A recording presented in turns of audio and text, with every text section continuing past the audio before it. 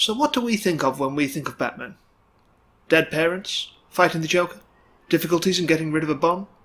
There are all sorts of things that come to mind when we think of the Caped Crusader. He's been around for so long and had so many adaptations that basically everything that can be done with him has been. He's been campy, gothic, moody, he's had movies, video games, a cartoon where he saves the day by using Bat Autotune, he's been a selfless hero, a fascist, a vampire. There's been so much Batman stuff over his almost 80 years of existence that you wouldn't think there'd be much more that could be said using the Dark Knight. And had you asked me at the start of last year, I might have agreed with you. But then... I don't talk about feelings, Alfred. I don't have any. I've never seen one. I'm a night-stalking, crime-fighting vigilante and a heavy metal rapping machine. I don't feel anything emotionally except for rage. 24/7, 365, at 1,000,000%. And if you think that there's something behind that, then you're crazy. Oh, dip. It's time to talk about some toxic masculinity. Holy touchy subject matter, Batman! So, before you call me a cook, let's clarify something here. When I say toxic masculinity, I'm not saying that being a man is inherently bad.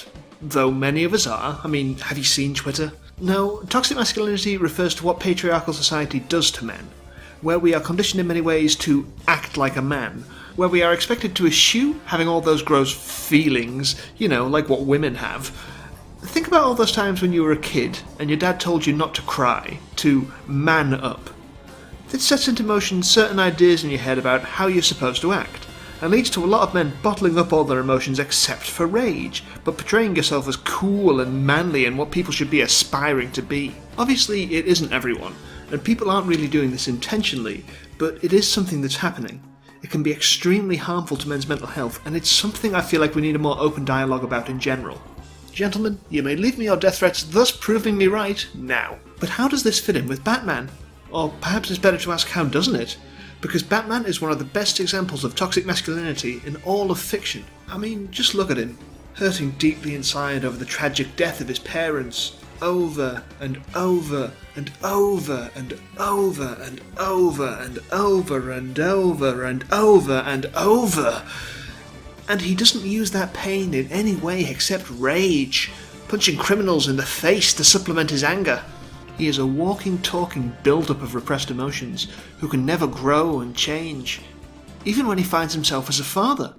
The various people who hold the mantle of Robin over the years are all pretty good examples of how we pass on our broken, toxic personalities to our kids, be it Dick Grayson and his inability to maintain a stable relationship while never addressing his own part in the breakups, Jason Todd who likes to shoot his way through problems, Tim Drake who...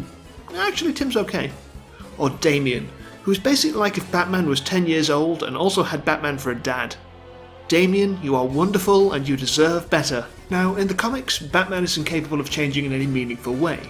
That's just what happens when the same characters have been going since 1939 with any number of different comics running the whole time. If Batman were to become more adjusted and fix himself, well, then there's no Batman left, and no one wants that.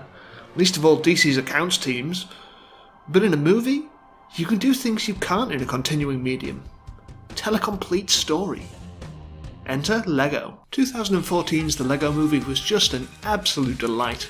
A perfect deconstruction of the hero's journey and chosen one narratives, with inventive visuals, hilarious comedy, and Abraham Lincoln in a rocket chair. One of the best parts of this film was their interpretation of Batman as a self-obsessed, overly masculine, insecure weirdo. It was absolutely hilarious and dying for a spin-off. They definitely laid the groundwork for his growth in his own movie via his relationship with Wildstyle. Even when he is dating someone, he is so oblivious to her feelings because he only cares about himself that it makes him look kind of pathetic, even if he is Batman. Did I move? The Lego Batman movie is a wonderful pastiche of the Batman mythos, acknowledging the entirety of his long history. I've seen you go through similar phases in 2016 and 2012 and 2008 and 2005 and 1997 and 1995 and 1992 and 1989 and that weird one in 1966. Reimagining a lot of aspects into some interesting ways. Nice! That one's called Batgirl. If you call me Batgirl, can I call you Batboy? And featuring characters from a whole lot of different franchises. And rounding out the evil all-stars, Wicked Witch, Medusa, and British Robot. Ask your nerd friends. I really love the film and would highly recommend anyone who hasn't seen it to go and check it out. Because as well as being this funny, It's better. Now I'm free, now I'm moving. Come on, Batman, let's get grooving! I could only look you in the eyes right now. It also continues on the setup of the Lego Movie by really delving into Batman's toxically masculine persona. So throughout the movie we are shown a Batman who doesn't want to accept help from anyone, coming to terms with having to ask for it. But more than that, he has to learn to become part of a family. This means breaking through his shell and to finally start accepting that he feels basic emotions. At the beginning of the film we find him so entrenched in his own ideas of manliness that he wrote a song about how awesome he is.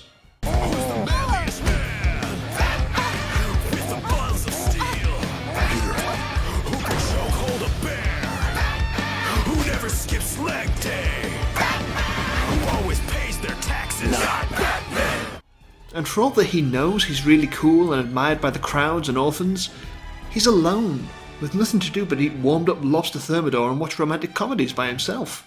You complete me. And he's depressed about it. But when confronted by Alfred, he refuses to admit that there's anything wrong with him. He won't admit that there's a problem, and buries his genuine emotions in a temper tantrum and a tuxedo dress-up party. But then he accidentally adopts an orphan. It happens. This finally gives him an opportunity to start opening up and considering the emotions of another person, and he doesn't, mostly. He remains shut off from him, not even allowing him to call him Dad, insisting on Padre. Well, isn't it also a cool Spanish way to say buddy? Yeah, I could have been saying it that way. He clearly feels pride when Robin does well stealing the Phantom Zone projector, but can't bring himself to admit it. So he chalks it up as his own victory with the literal scorecard he carries in his pocket. Added on top of this, there's some clear discomfort on his part when Robin is acting less masculine, especially in regards to his outfit choice. I can wear my costume too! Well, luckily for us, you left your costume back at the... Oh, nope, under your clothes. That's perfect. This is a fairly common thing within film, the men don't know how to be parents trope. Because, you know, caring for the kids is what the women are supposed to do. Men in movies are meant to be disciplinary and cool. Men who are invested in their kids' emotions are soft and lame. Seriously, you guys, the Daddy's Home movies make me so mad it isn't even funny. Seeing Batman struggle with this isn't unique to this movie.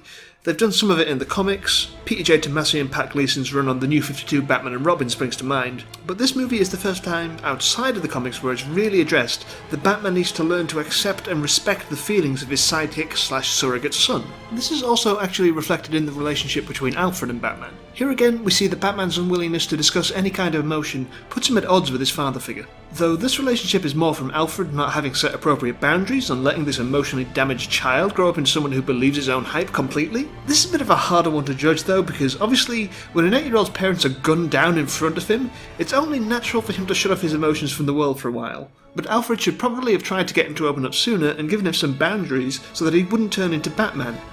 But then he wouldn't be Batman and we wouldn't have a movie, so I guess it's fine. This movie also posits an opposite to Batman's toxicity in the form of the Joker. Hear me out when I say the Joker is a more positive depiction of mental health than Batman. Because Joker in this movie is comfortable with acting somewhat effeminate, dresses fabulously, is open about his emotions and is able to move on when Batman continues to reject him. As a side note, I love that this movie is essentially just a giant ship of Batman and Joker. But yes, in comparison to Batman's repression, Joker's openness is kind of cool. I mean, just look at how fierce he is. He is owning his identity. The only thing that's got him down is that Batman won't admit he has feelings for him. This is literally what puts the whole plot into motion and resolves it in the end. Kind of perfect, really. One of the major emotional climaxes of the movie is when Batman finally admits that he needs help. It's a nice moment that comes as a result of him finally letting down his barriers and seeing that he isn't good enough to do everything by himself. What's particularly cool about this scene for me is that the big speech he has to make about it is delivered to a woman. The main person he has to convince that he is capable of change is Barbara Gordon. Alfred and Robin are more easily convinced, but Barbara is a woman in a typically male-dominated workplace.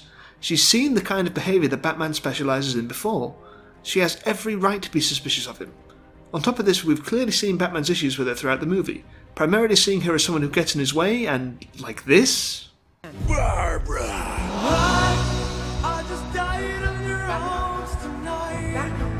So it really does come off as an earned, significant moment when he lets himself be vulnerable in front of her. Also, as a little feminist side note, this moment is nice.